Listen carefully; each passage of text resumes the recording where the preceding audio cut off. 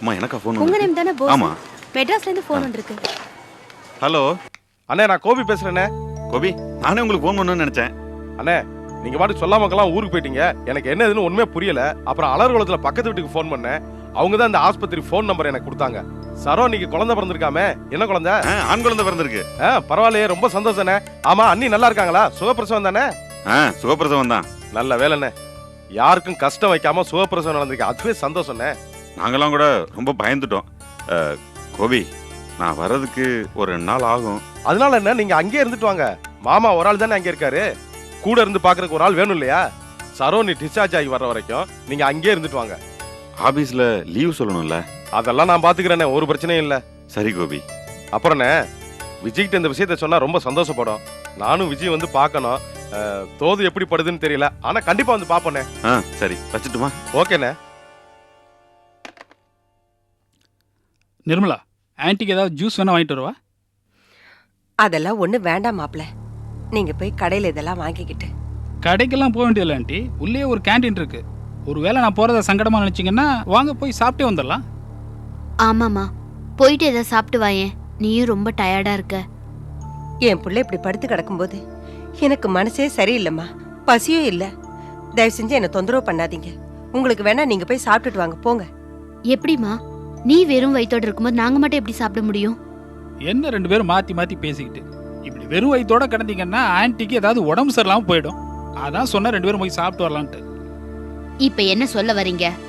நிர்மலா, கொஞ்சம் நல்லா திங்க் பண்ணினா நான் என்ன சொல்றேங்கிறது புரியும். உங்க அண்ணன் மாணிக்கம் ஐசியூல இருக்காரு. நீங்க 2 பேரும் சாப்பிடாம கிடக்கிறதுனால அவருக்கு என்ன குணமாயிட போதா என்ன? ப்ளீஸ் கொஞ்சம் சும்மா இருக்கீங்களா? நானே அப்புறம் அம்மாவை சாப்பிட அழைச்சிட்டு வரேன். அம்மாவோட ஃபீலிங்ஸ் என்னன்னு எனக்கு தெரியும். அம்மா,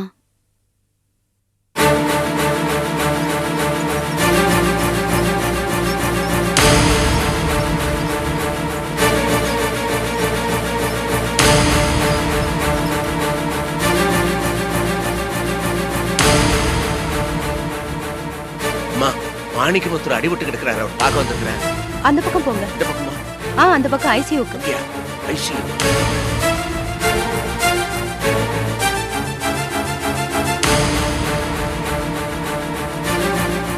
நர்சம்மா, ஐசியூங்கிறாங்களா, எங்க இருக்குது? இந்த பக்கம். இந்த பக்கமா?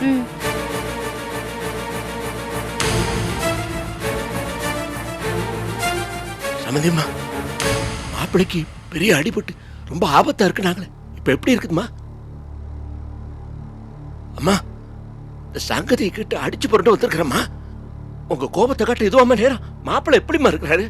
இத பாருங்க, எதுக்கா இங்க வந்து சத்தம் போட்டுட்டு இருக்கீங்க? எங்க குடும்பத்துக்கும் உங்க குடும்பத்துக்கும் எந்த உறவு இல்லைன்னு சொன்னீங்கல்ல, பேசாம ஊரை பார்க்க போய் சேருங்க. அம்மா, உறவு முறை இல்லையா? இன்னைக்குன்னு பார்த்து இந்த வார்த்தையை சொல்லிக்கலாமா? அம்மா, உங்களுக்கு பேரம் பிறந்திருக்கலாமா? ஆமா, இருக்கிற இருப்புக்கு அது ஒண்ணுதான் குறைச்சல். புள்ளையாம் புள்ள. என்னம்மா இது? பேரம் பிறந்திருக்கா, உங்க முகத்துல ஒரு மகிழ்ச்சி காணுமே. இந்த மாதிரி ஒரு பாட்டி நான் பார்த்தே இல்லம்மா. பேரன் உள்ள பிறந்திருக்கு பாருங்க. பிறந்த உடனே அப்பனை கொண்டு வந்து ஆஸ்பத்திரியில சேர்த்திருக்க பிள்ளைய பார்த்து எப்படிங்க சந்தோஷப்படுறது? குழந்தைய பத்தி இப்படியா பேசுவாங்க? பச்சை குழந்தை தெய்வம் மாதிரிமா. பேசாம என்னங்க பண்றது? பிறந்த உடனேயே அப்பனை பாடா படுத்தின பயப்புள்ள இன்னும் என்னெல்லாம் பண்ண போதோ. அந்த கரு உண்டான உடனேயே என் புள்ளையோட நிம்மதி போச்சு. இப்போ பிறந்த என் புள்ள உயிருக்கு போராடிட்டு இருக்கான். நீங்க வேற நடுவுல வந்து கழுத்தா இருக்காதீங்க. உங்ககிட்ட ஒட்டும் வேண்டாம், உறவு வேண்டாம், முடிஞ்சு போயிடுச்சுன்னு சொல்லி உங்க மகளை கூட்டிட்டு போனீங்களே, அப்பவே எல்லாம் முறிஞ்சு போச்சு. புதுசா புள்ள பிறந்துச்சு, பூதம் பிறந்துச்சுன்னு சொல்லிட்டு இங்க வந்து கதை அளக்க வேண்டாம். அம்மா, அம்மா, ஏதோ சின்ன ஜெர்ஸுக்கு மனஸ்தாபத்துல பிரிஞ்சு போன பெரியவங்க, நீங்க சேர்த்து வச்சு பார்க்கணும். இப்படியே பேசுவாங்க? இந்த புத்தி எப்ப இருந்திருக்கணும் தெரியுமா? நானும் என் மகனும் வீட்டுக்குள்ள இருக்கிறோன்னு தெரிஞ்சும் எங்க கிட்ட ஒரு வார்த்தை கூட சொல்லிக்காம உங்க மகளை வீராப்பா கூட்டிட்டு போனீங்களே, அப்ப இருந்திருக்கணும். இப்ப வந்து என்னமோ வாய்க்கிழிற மாதிரி பேசுறியே, எந்த பிரயோஜனமும் இல்ல. என் பிள்ளை பாக்குறதுக்கு உனக்கு எந்த உரிமையும் கிடையாதியா? மரியாதை எங்க எது போயிடு. சம்பந்தியம்மா, இத பாருங்க, திரும்ப திரும்ப என்ன சம்பந்தியமான்னு சொல்லி கூப்பிடாதீங்க. நமக்குள்ள எந்த உறவும் கிடையாது.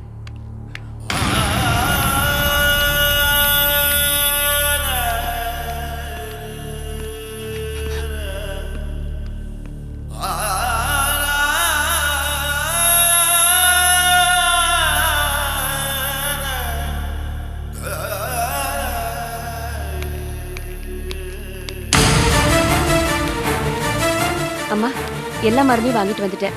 இதெல்லாம் கொண்டு போய் நர்ஸ் கிட்ட கொடுங்க. அவங்க எப்பப்போ எது சாப்பிடணும்னு சொல்லுவாங்க. இந்த நிர்மலா, இந்த டானிக் இதுக்குள்ள இருக்கு. அப்புறம் இந்த டேப்லெட்ஸ் எல்லாம் இந்த பாக்ஸ்ல இருக்கு. ஆயின்மெண்ட் கூட வாங்கிட்டு வந்திருக்கேன். நர்ஸ் கிட்ட எல்லாம் பத்திரமா கொடுத்துருங்க.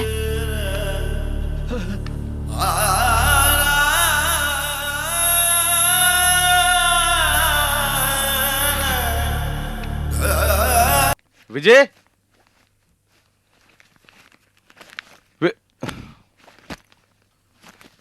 என்னங்க?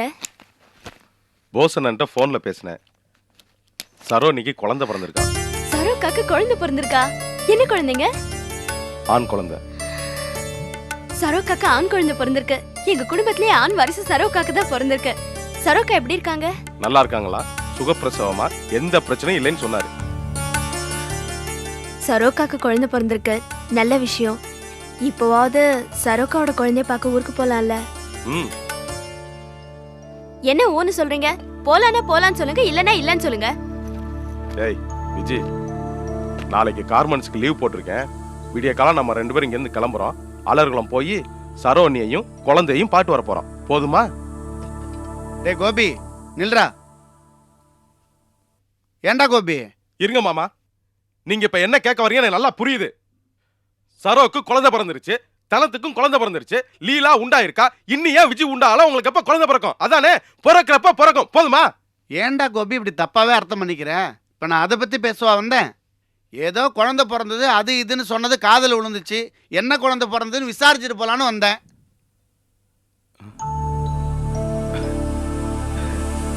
அது ஆண் குழந்தை மாமா. நல்ல வேலை, சரோவுக்கு ஆண் குழந்தை பிறந்தது. இல்லைன்னா சிதம்பரம் குடும்பத்துல பொம்பளை பிள்ளை தான் பிறக்கணும் ஆயிருக்கும். ஆம்பளை பிள்ளை பிறந்ததுதான் கரெக்ட். அது எப்படி கரெக்ட் நீங்க சொல்லலாம்? பொம்பளை பிள்ளை பிறந்தா தப்பா என்ன? அதுவும் நல்ல விஷயம் தானே. 2 குழந்தை தானே மாமா. பொம்பளை பிள்ளை பிறக்கிறதுல தப்பு இல்ல. எதுலயுமே ஒரு லிமிட் இருக்குண்டா கோபி. அளவுக்கு அதிகமா பொம்பளை பிள்ளை பிறந்தா வீடு வீடாவா இருக்கும், லேடிஸ் ஹாஸ்டல் மாதிரி ஆயிடும். அழகான ஆம்பளை பிள்ளை பிறந்து புத்திசாலித்தனமா என்ன மாதிரி வளர்ந்து நல்ல பேர் எடுக்கணுங்கிற ஆசை இருக்காதா? விஜய், மாமாட்ட பேசிட்டு. டே கோபி, கொஞ்சம் நில்லுடா. நான் ஏதோ சொல்லிக்கிட்டு இருக்கேன், நீ பாட்டுக்கு சிரிச்சிட்டு தலையாட்டிட்டு போயிட்டு இருக்க. எனக்கு ஒரு டவுட்டு, அதை கிளியர் பண்ணிட்டு போ. என்ன மாமா? ஓசுக்கும் தனத்துக்கும் கல்யாணம் ஆச்சு, குழந்தை பிறந்துச்சு. மாணிக்கத்துக்கும் சரோவுக்கும் கல்யாணம் ஆச்சு, ஆம்பளை பிள்ளை பிறந்துச்சு. ரவிக்கும் லீலாவுக்கும் கல்யாணம் ஆச்சு, லீலா முழுகாம இருக்கா. இங்கேயும் தான் கல்யாணம் ஆச்சு. What about you? எப்ப குழந்தை பிறந்து அந்த குழந்தைய நான் கையில தூக்கி கொஞ்சி கொண்டாடுறது?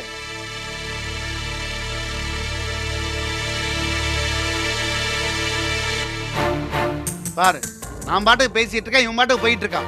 இவனை கல்யாணம் பண்ணி வச்சு ஒரு பேர குழந்தைய எடுத்து கொஞ்சம் விளையாடுறன்னு சொல்லி உங்க அப்பா எவ்வளவு ஆசைப்பட்டு இருக்காரு. இவன் பாட்டுக்கு காதல் வாங்காம போயிட்டு இருக்கான். இவனுக்கு குழந்தை பிறந்து எப்ப இந்த வீட்டுல குழந்தை சத்தம் கேட்கறது? நான் நினைக்கிறேன் தப்பு எல்லாமே நம்மால மேலதான் இருக்கும்னு நினைக்கிறேன். எப்ப குழந்தை பிறந்து கொஞ்சி நான் கையில் எடுத்து விளையாடி 6ஆவது பாட்டு பாடி தாலாட்ட போடணும்.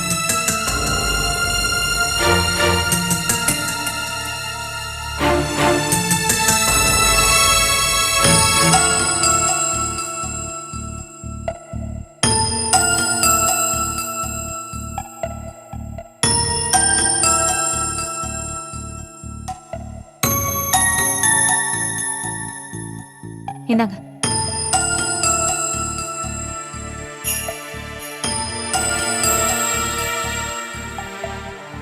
இல்ல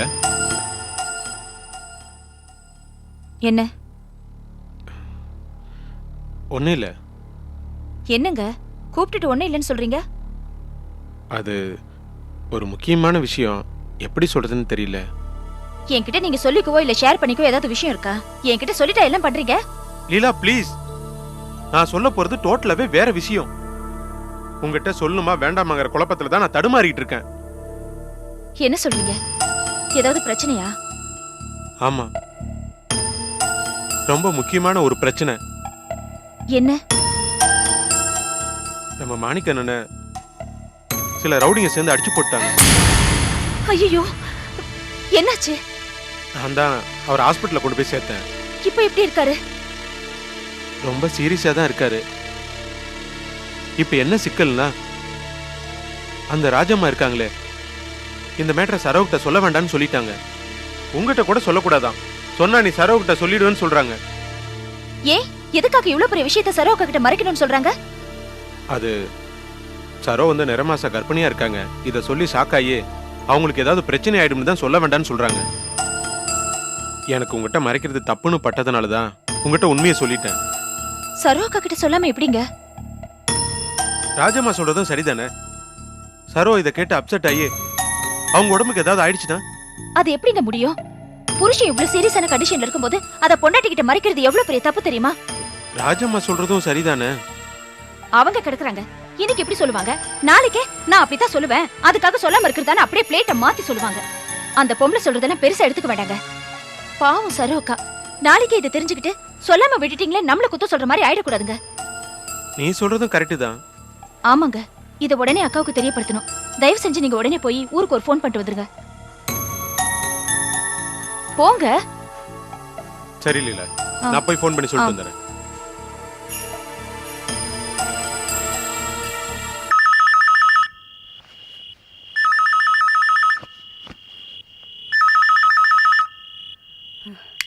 யார் அது நேரம் கிட்ட நேரத்துல ஃபோன் பண்றது? ஹலோ, யாரு? ஹலோ, சென்னையில இருந்து லீலாவோட ஹஸ்பண்ட் ரவி பேசுறேங்க. என்ன தம்பி இந்த நேரத்துல, என்ன விஷயம்? அது வந்துங்க, சரோவோட ஹஸ்பண்ட் மாணிக்கத்தை மார்க்கெட்டுக்குள்ள சிவசாமியோட ஆளுங்க அடிச்சு போட்டுட்டாங்க. ரொம்ப சீரியஸான கண்டிஷன்ல ஹாஸ்பிட்டல் அட்மிட் பண்ணிருக்கோம். அதான் அந்த விஷயத்த சொல்லலான்னு ஃபோன் பண்ணேன். என்னப்பா இது கொடுமை? சரோ புருஷனை அடிச்சு போட்டாங்க. இங்க சரோவுக்கு ஆம்பளை பிள்ளை பிறந்திருக்குப்பா. எல்லாரும் ஆஸ்பத்திரியில இருக்காங்க. அப்படியா? சரிங்க, இந்த விஷயத்தை எப்படியாவது சொல்லிடுங்களேன். இல்லப்பா, என் வீட்டுக்கு நைட் டியூட்டி போயிருக்காரு. நான் எப்படி தனியா போறது இந்த நேரத்துல? இந்த விஷயத்த சொல்லலான்னு தான் ஃபோன் பண்ணேன். உங்களால முடியலன்னா கூட பக்கத்து வீட்டுல யார்ட்டையாவது சொல்லி அனுப்பி இந்த விஷயத்த சொல்லிடுங்களேன். சரி தம்பி, நான் போய் பாக்குறேன். அப்படி யாரும் இல்லைன்னா நானே போயிட்டு வரேன். ரொம்ப நன்றிங்க. அச்சச்சோ செல்லம், தம்பி பாப்பா வந்திருக்கானா? உனக்கு தம்பி வந்துட்டானா? பொண்ணு குட்டிடா நீ. வாணி, என்ன சொல்லுவான் அம்மா? நீ செல்ல குட்டிடா நீ. ஏ பட்டு குட்டிடா நீ. ஏன் தானோ? சரோ மகன் யார் மாதிரி இருக்கான்? இதென்ன கேள்வி? எங்க அப்பா மாதிரி. அவன் கையையும் காலையும் உதறதையும் பார்த்தா எனக்கு என்னமோ சரோ மாமியா ராஜம்மா மாதிரி தோணுது. ஏங்க, இவன் ஆம்பளை சிங்கம், எங்க அப்பா மாதிரி. அப்போ உங்க அப்பா எனக்கு கிளட்டுச்சிங்கம்மா. சும்மா இருங்க. ஐயே, என்னமாமா இது? நீங்க சிங்க புலின்னு பேசுறத பார்த்தா எனக்கு மிருக காட்சி சாலைக்குள்ள வந்த மாதிரி இருக்கு. மிருக காட்சி சாலைன்னு தான் எனக்கு ஒண்ணு ஞாபகத்துக்கு வருது. ஏன் தானோ? பாயோ கொஞ்சம் அப்படியே ஓஞ்சாயல்லையும் இல்ல. சும்மா இருங்க. பையன் ஒரு ஜாடையில என்ன மாதிரி தான் இருக்கான். சரோ, புள்ள பிறந்த நேரம் இனிமே உனக்கு எல்லாம் நல்லபடியா தான் நடக்கும். நீ வேணா பாரு, உன் புருஷன் புத்தி மாறி புள்ளைய பார்த்த உடனே வானத்துக்கு பூமிக்கு குதி குதின்னு குதிக்க போறான். அவருக்கு என் மேல பல தடவை கோவம் வந்தாலும் இந்த குழந்தை உண்டான நேரத்துல இருந்து என் மேல எவ்வளவு பிரியமா இருக்காரு தெரியுமா? எவ்வளவு சண்டை போட்டாலும் இது என்னோட குழந்தை, இதுக்கு ஒண்ணுமே ஆயிடக்கூடாதுன்னு சொல்வாரு. இந்த ஆம்பளைங்களே இப்படிதான் சரோ. குழந்தை ஒண்ணு உண்டானதுக்கு அப்புறம் தான் பொண்டாட்டியோட நினைப்பே வரும். ஆமா தானோ. என் புருஷன் கூட நான் உண்டானதுக்கு அப்புறம் தான், சரோ நீ சாப்பிட்டியா, தூங்குனியா, இப்படி உட்காரு, அப்படி உட்காராத, என்ன எந்த வேலையும் செய்ய விட மாட்டாரு. வீட்டுக்கு தண்ணிய கூட தூக்க விட மாட்டாரு தெரியுமா? இது என்னோட குழந்தை, பத்ரோன்னு சொல்லுவாரு. எனக்கு நம்பிக்கை இருக்கு தானோ. அப்பா விஷயத்த சொன்ன உடனே அவரு அப்பாவோடவே கிளம்பி வந்துருவாரு.